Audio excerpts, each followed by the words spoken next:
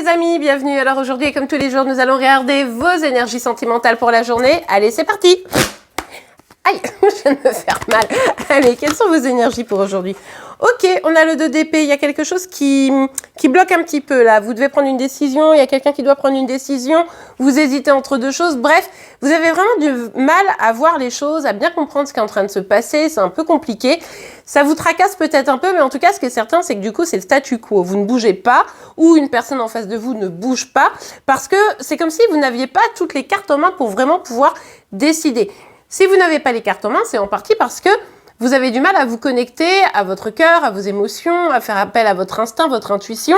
Et au final, le mental voulant prendre le dessus, eh bien, on a du mal à démêler le truc et on sent bien qu'il manque quelque chose. Donc là, essayez de vous ouvrir, de voir les choses d'une manière peut-être un petit peu nouvelle pour pouvoir prendre la décision de la meilleure des façons. Allez, on continue. Pour vous, les amis. Ok, bon, bah, c'est par rapport à un choix amoureux, hein.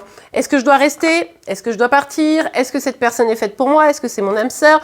Est-ce que finalement, c'est pas du tout ça? Est-ce qu'un jour, je vais rencontrer la bonne personne pour moi? Bref, vous adaptez. En tout cas, vous avez cette question au niveau de la bonne personne pour vous.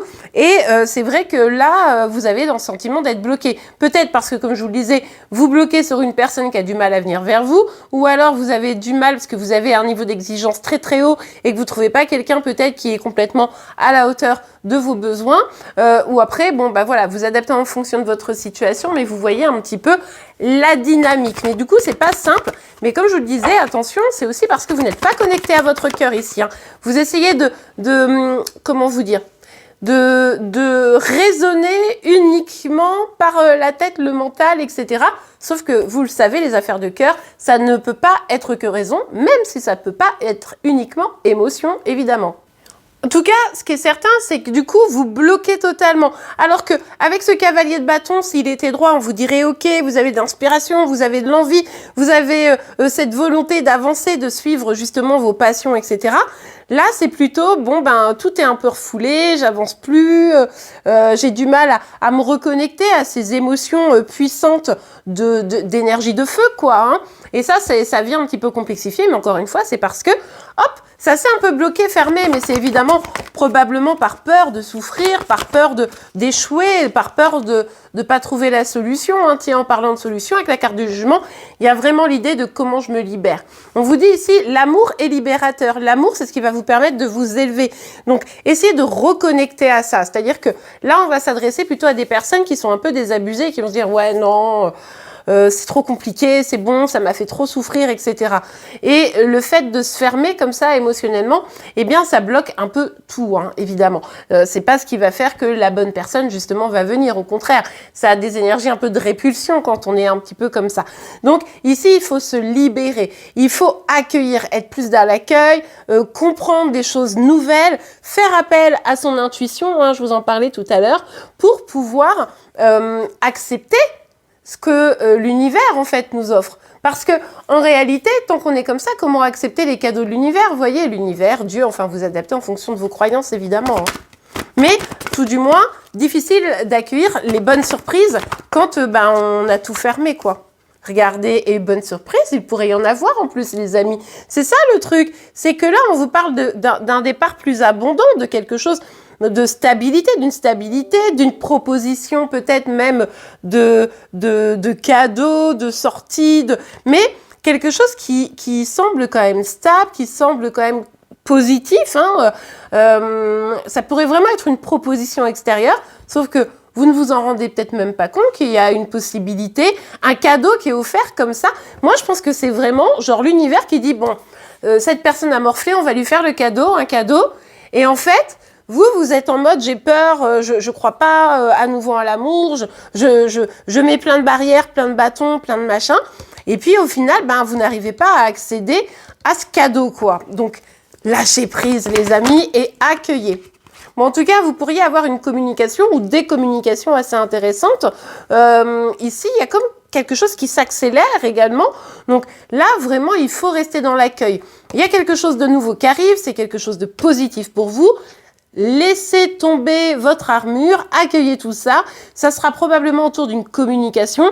Donc ne fermez pas. Alors, je dis pas que c'est le grand amour, Mais en tout cas, c'est peut-être la première pierre à un édifice de votre vie sentimentale. Des fois, on se rend pas compte, mais vous voyez, c'est par exemple, je donne un exemple, hein, mais c'est vraiment qu'un exemple, ça n'a que cette valeur.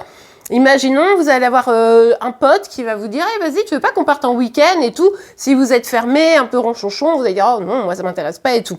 Et puis ceux qui vont dire bah vas-y, je lâche prise, c'est bon, ça va me faire du bien. Vous allez saisir cette opportunité, vous allez bouger, etc. Et bim, boum, badaboum, pendant ce week-end, bah, peut-être vous rencontrerez quelqu'un ou ça sera peut-être l'intermédiaire qui vous fera rencontrer quelqu'un.